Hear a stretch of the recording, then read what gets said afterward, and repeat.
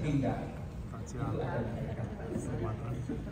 Tapi kesediaan untuk berpindah itu adalah kemampuan untuk memberi itu adalah keyakinan. Tetapi kesediaan untuk memberikan itu adalah kerisma. Tepuk tangan. Saudara-saudara sekalian, saya ingin kita semua berdiri dan menghadap ke belakang dan kita memberikan hormat kepada Lause kita, kepada seluruh panitia. Hormat mulai tundukkan badan. Ya, tepuk tangan buat panitia dan Lause yang luar biasa.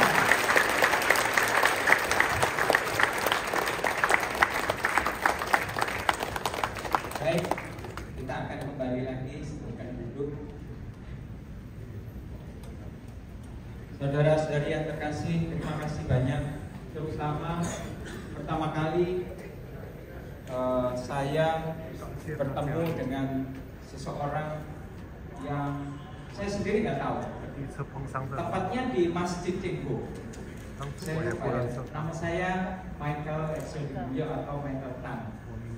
Ada saya Michael Tan. Saya mempunyai 3 orang anak, 2 orang putri dan 1 orang putra.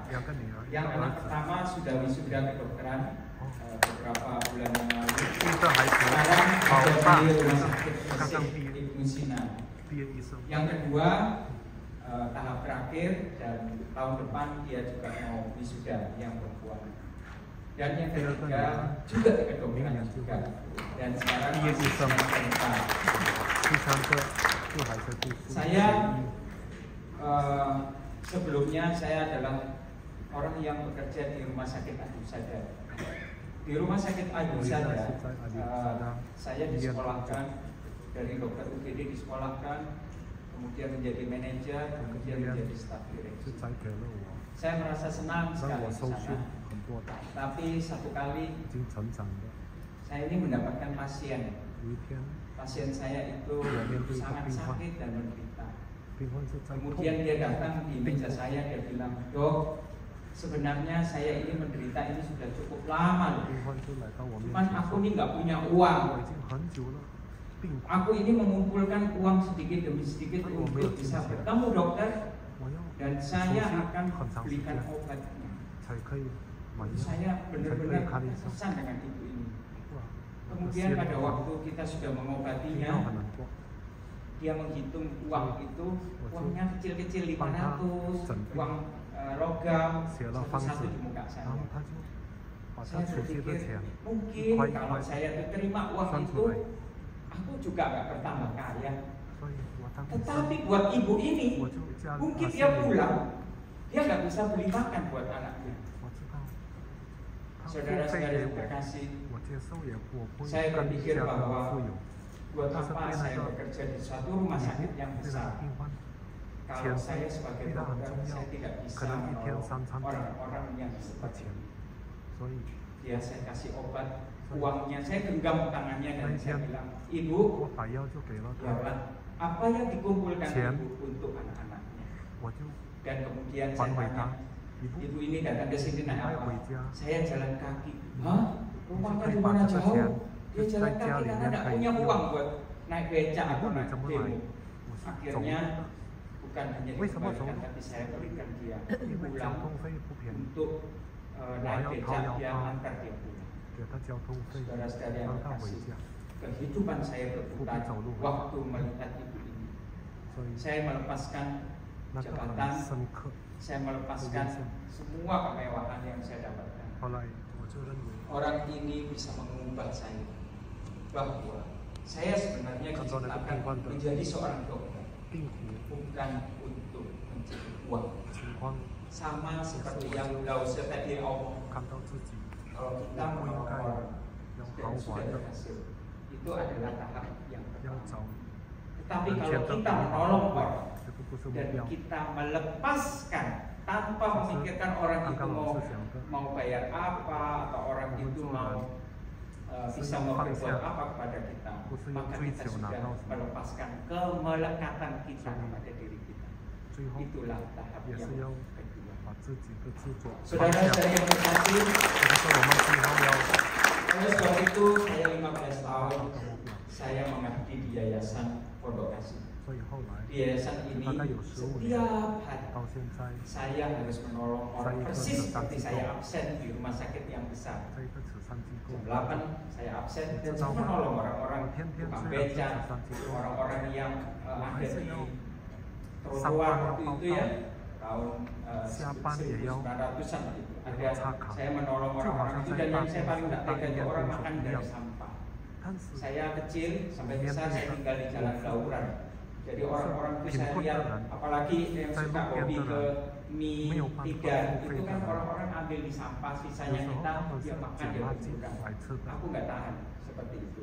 Masa kecil itu sampai besar aku lihat seperti itu.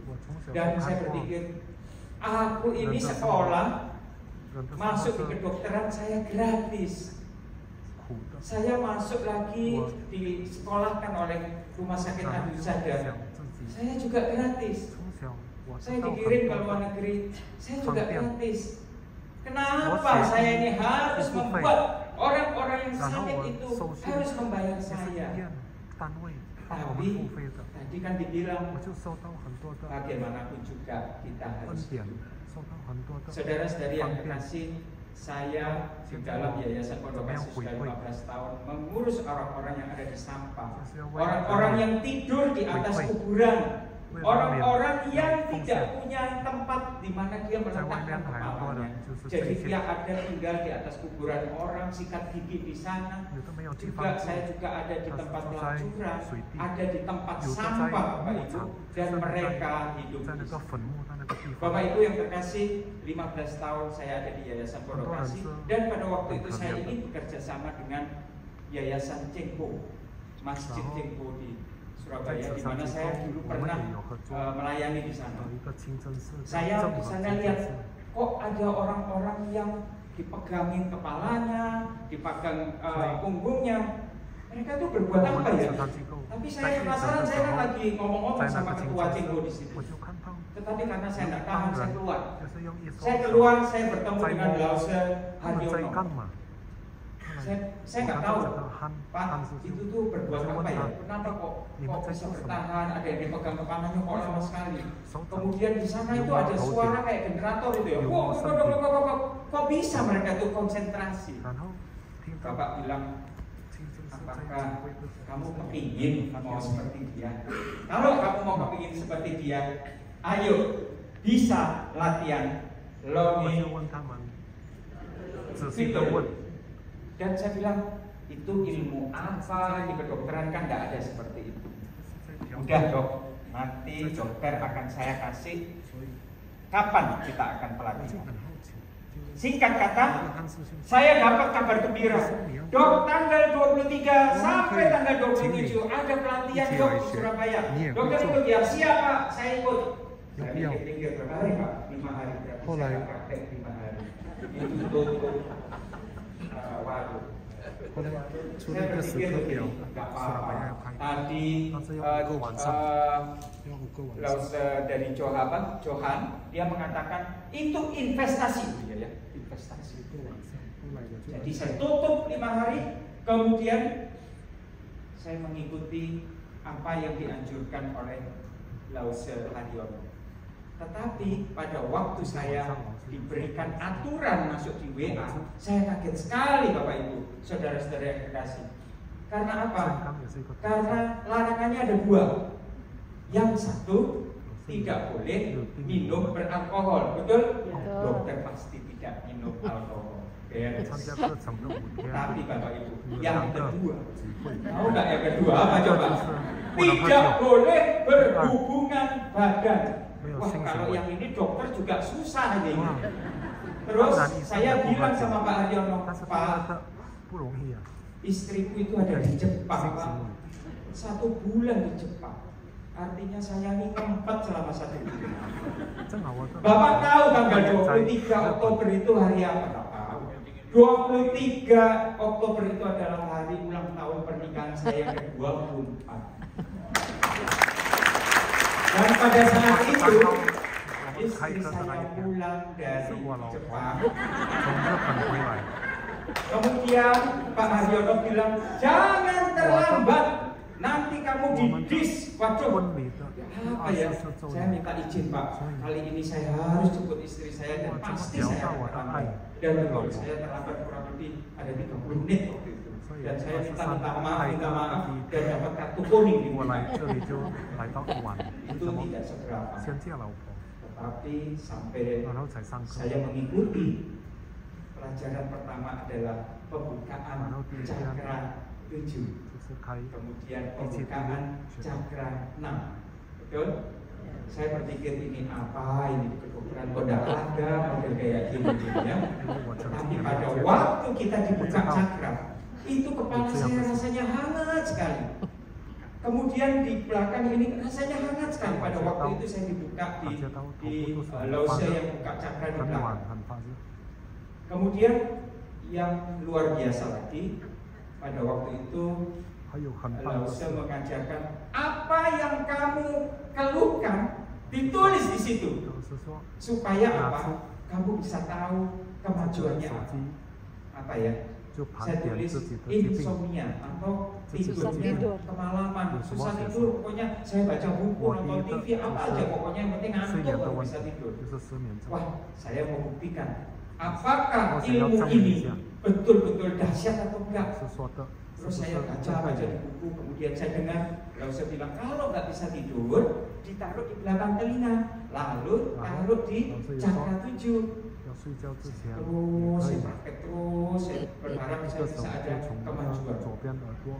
Kemudian ya sudah dibuka cakra 7, kemudian saya kepingin bisa pulang untuk merasakannya, enaknya seperti apa. Sampai di rumah saya lihat istri saya, puji Tuhan, dia sudah tertidur. Tetapi Bapak Ibu, saudara-saudara yang terkasih, istriku itu seorang pelari maraton. Jadi pada waktu jam 3 pagi, dia lihat jamnya bunyi, dia sudah lari maraton.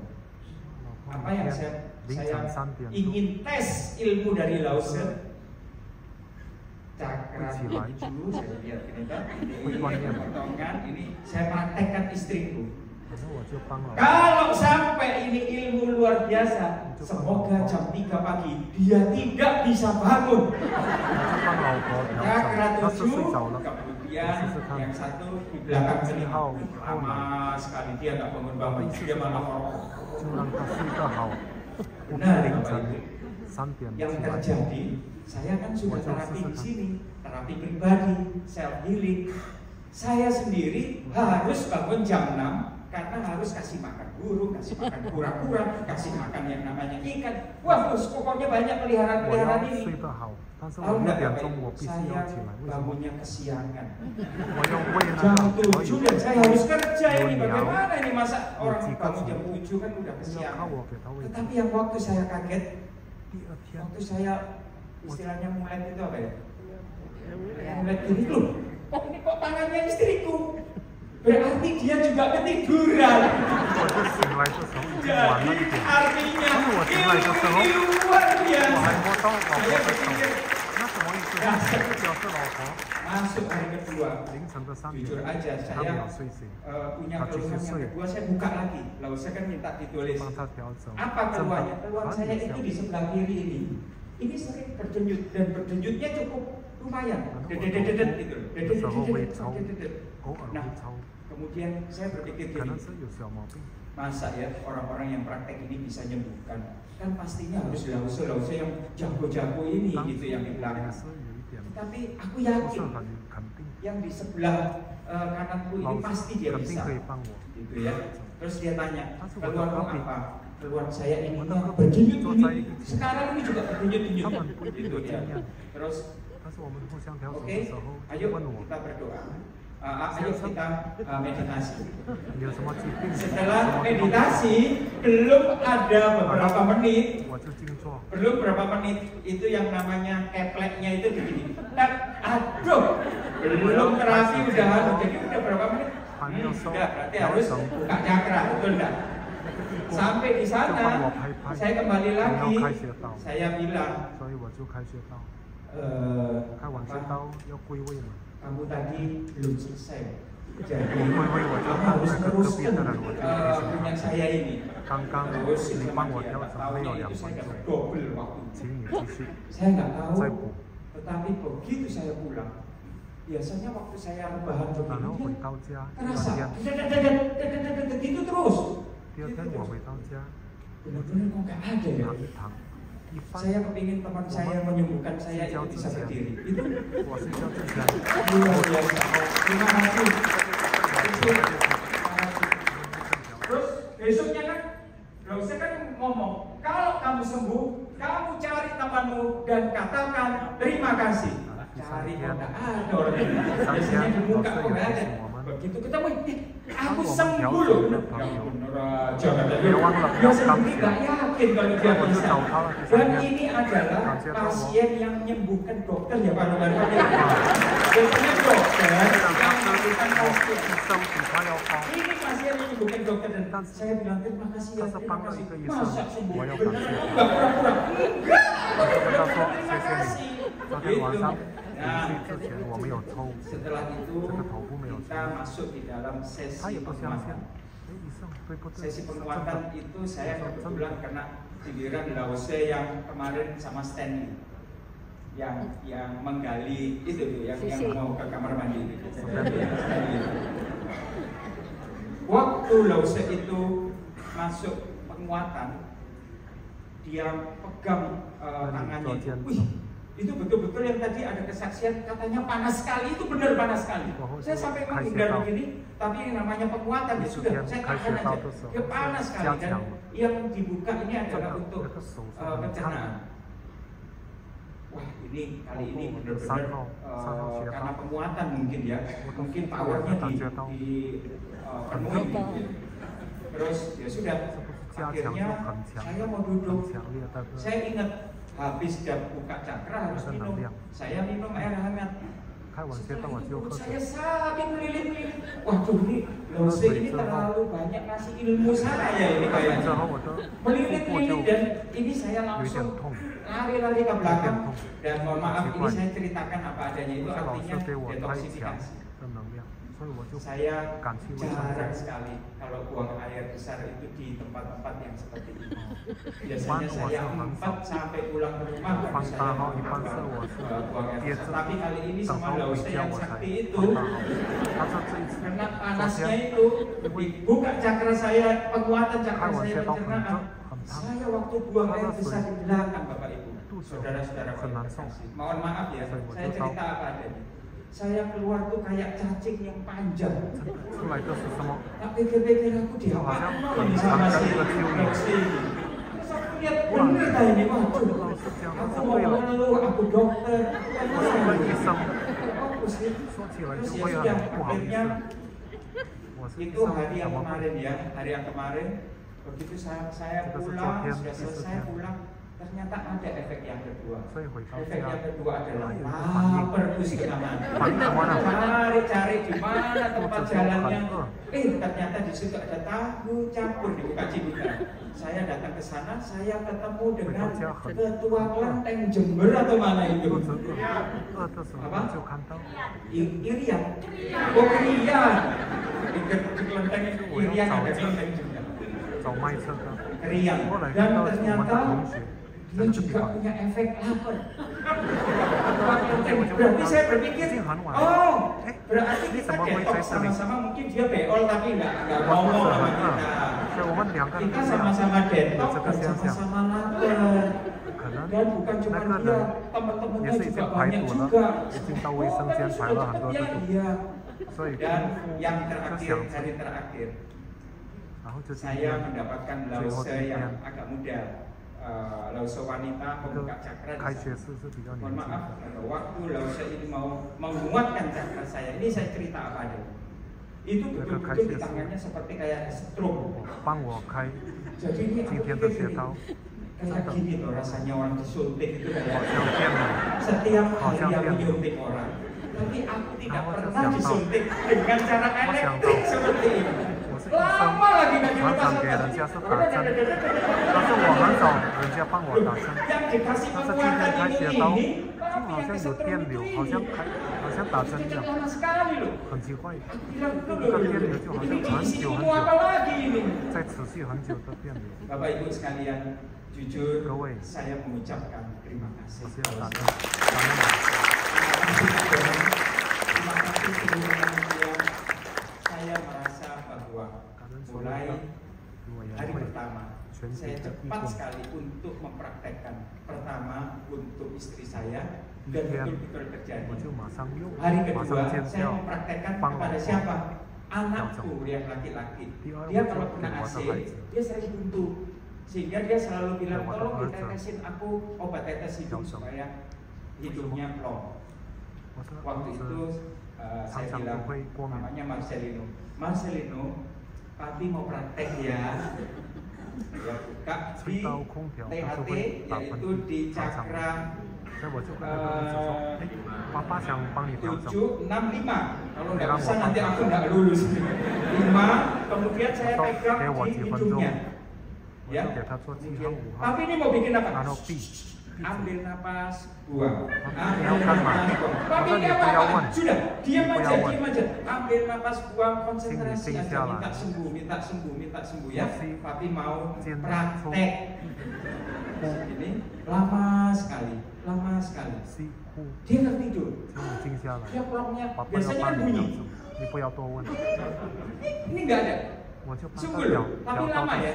Jadi bukan 10 menit, 15 menit lama. Kita konsentrasi lama gitu. Oke? Kok dia nggak ucapkan terima kasih sama papinya? Saya mau hari yang berikutnya, hari yang berikut saya lakukan yang sama. Ternyata tadi waktu saya mau berangkat, papi mau kemana? Aku mau dilantik. Pertanyaannya apa? Papi, terima kasih. Aku sudah tidak butuh lagi. Tetapi karena dia seorang muda dan seorang calon dokter, dia mengatakan, papi, aku akan mulai besok. Kalau papi itu praktek, pasien-pasien ini mau diterapi model seperti itu, bukankah kita ini mau jadi seorang dokter itu memakai resep, kemudian diperiksa, ini kan ada tuntunannya. Ini terakhir kok saya bilang, nah, kamu pun akan menjadi dokter. Kalau kamu mengobati pasien dan kamu tidak bisa mengobati karena pasien itu tidak sembuh, ataupun banyak dokter spesialis mengatakan ini tidak bisa disembuhkan, apa yang kamu lakukan sebagai dokter? Ya, aku rujuk ke orang yang lebih pintar. Orang yang lebih pintar pun tidak bisa. Nah, kalau kamu seorang dokter yang sejati, apapun cara, bagaimanapun caranya, kamu ingin mendoakan dia, dan apapun yang kamu lakukan bisa kamu sembuh. Kalau ada penyakit-penyakit yang tidak sembuh, papi sudah punya cara, yaitu ilmu.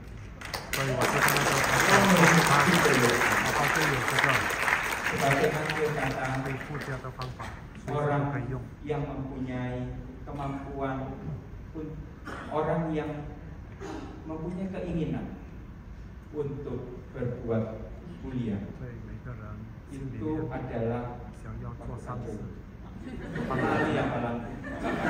orang yang ingin berbuat kebaikan, itu adalah mulia. Tetapi kalau dia bisa berbuat kebaikan itu adalah kemuliaan.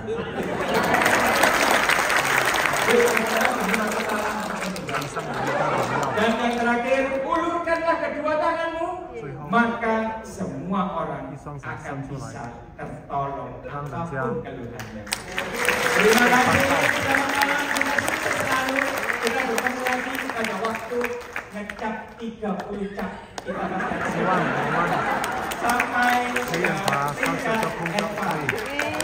selamat malam dokter, terima kasih. Terima kasih sekali lagi boleh kita berikan tepuk tangan untuk Dr. Michael dan semuanya.